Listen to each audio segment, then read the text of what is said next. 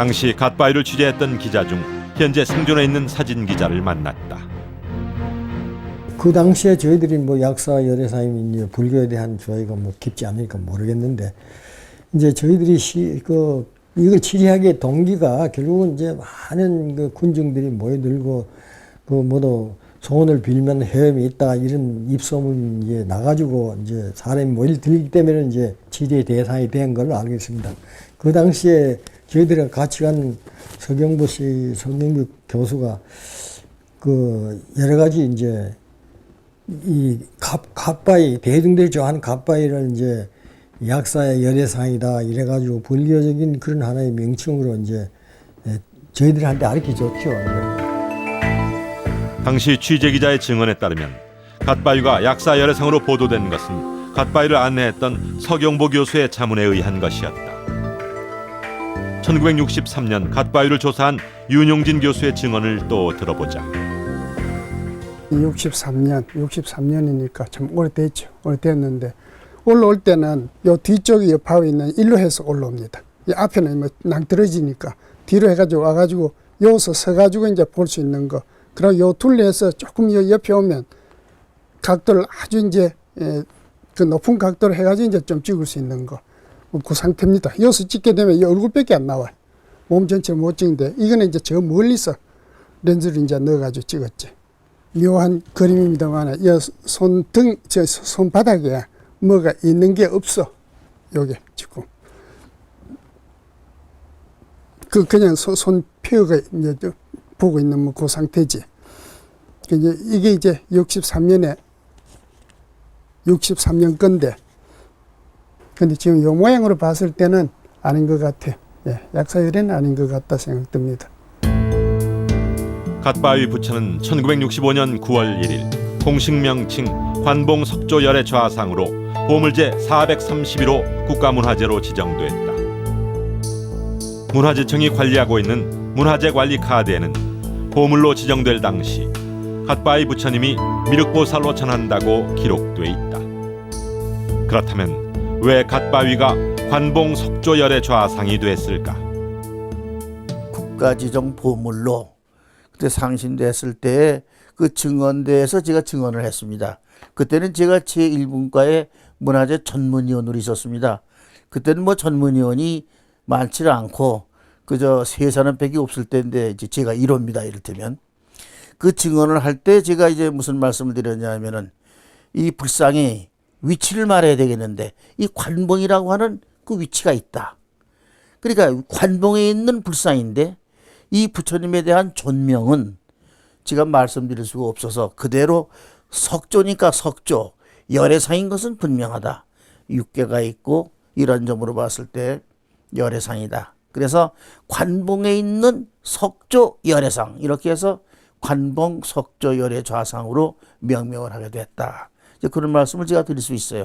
그때 명명되고 나서는 그대로 오늘에까지 이른 것으로 압니다. 그때 약사열애다 뭐다라고 하는 이러한 존명에 대해서는 논의가 없었습니다. 분명히 말씀을 드립니다. 그런데 이 흑백 사진 속 갓바위 표지석에는 약사열애가 등장한다. 이것은 또 어떻게 된 일일까? 보물 지정 당시 공식 관리자였던 관암사 백암 큰 스님의 상좌 해담 스님의 증언을 들어보자. 저희들이 실제 그 보물 신청을 할 때는 관봉 약사열애 석조 좌상이라고 이제 올렸었습니다. 근데 보물 지정은 약사열애 불이 빠졌습니다. 그래서 저희들은 약사열애 불로 칭했었고 또 약사열애 불을 뭐 널리 알리기 위해서라도 성물로서 보물 431호 관봉 약사열애 석조 좌상이라고 표지석을 이렇게 하나 했었습니다. 그러고 촛불 켤 때도 없고 해서 성물도 그 해에 만들었습니다. 1965년도 7월 달에 제가 백암 스님으로부터 관리를 하라 그래서 올라갔었는데 거기서 약사열애 부처님이라고 우리가 칭하면서 불공을 하게 된 것이 제가 최초입니다. 그때 당시만 하더라도 불공을 축원문 자체를 관암사 백암 스님이 신도님께 같이 올려 보내면은 그거를 받아서 저희들이 축원을 하고 또 다시 내려 보내고 그렇게 했었습니다.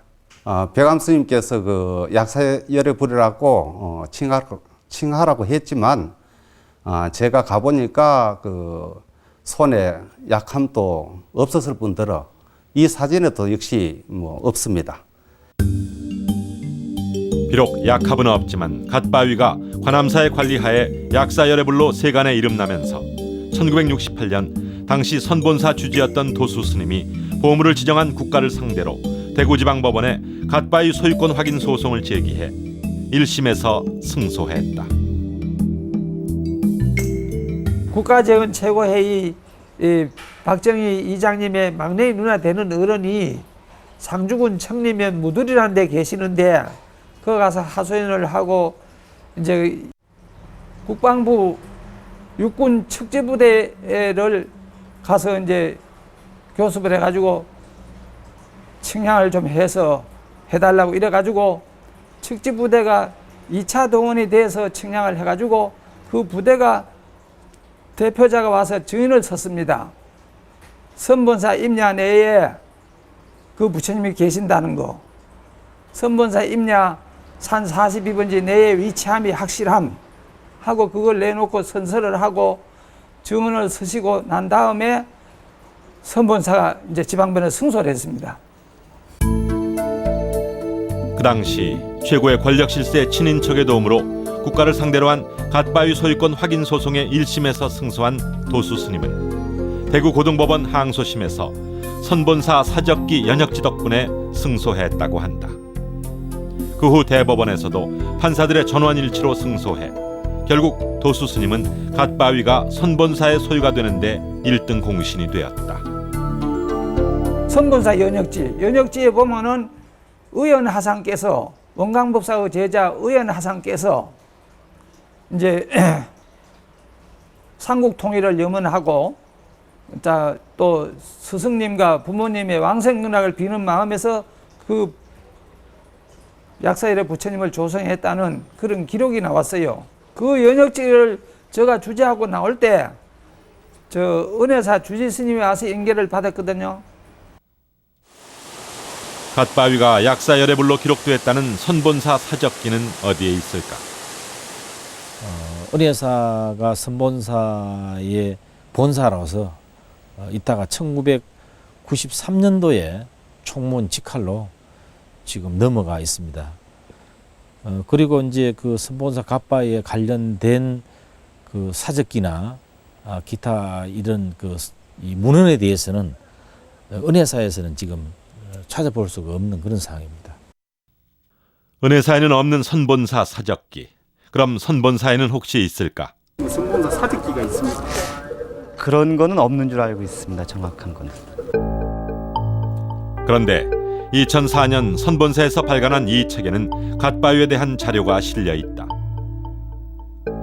바로 여기에 사진 자료로 남아있는 선본사 사적기. 이 사적기가 도수 스님이 당시 은혜사 주지 스님에게 드렸다는 그 사적기다.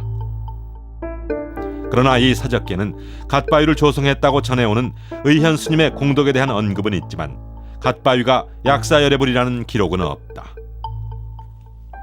그 부처님의 그 모양이 어떻든지 간에 아미타 부처님이건 약사열애 부처님이건 미륵 부처님이건 그 외형이 그거에는 전혀 상관이 없고 거기에 와서 기도하시는 분들의 마음이 모든 일체 중생의 병을 낫게 해주고 내가 지금의 현재의 고통에서 벗어나게 해주십시오 하고 빌면은 그분이 바로 약사열애의 그런 대원력이 아닌가 싶습니다.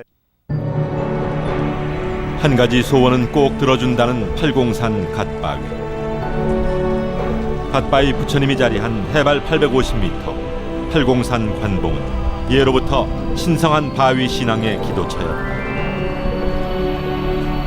갓바위 부처님은 통일신라시대 그 천하의 명당 자리에 항마 촉진을 한 석가열애불로 조성되었다가 미륵신앙이 성행하던 고려전기 다른 미륵보살이나 미륵불처럼 신성한 하늘과 천관을 쓰고 미륵으로 받들어진 것은 아닐까.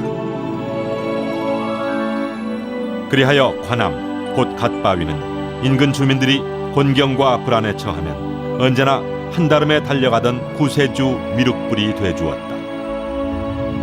갓바위 그림이 그려진 이 하양현 고지도가 만약 1960년대에 발견됐더라면 갓바위가 대구 갓바위냐 경산 갓바위냐 하는 논쟁도 없지 않았을까.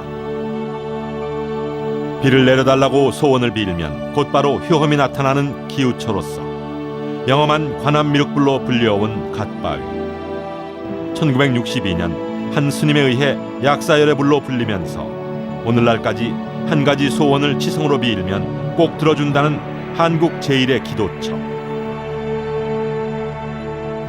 석가열애든 미륵부처든 약사열애든 갓바위 부처님은 처음 그대로의 여여한 모습으로 오늘도 팔공산 관봉을 지키고 있다.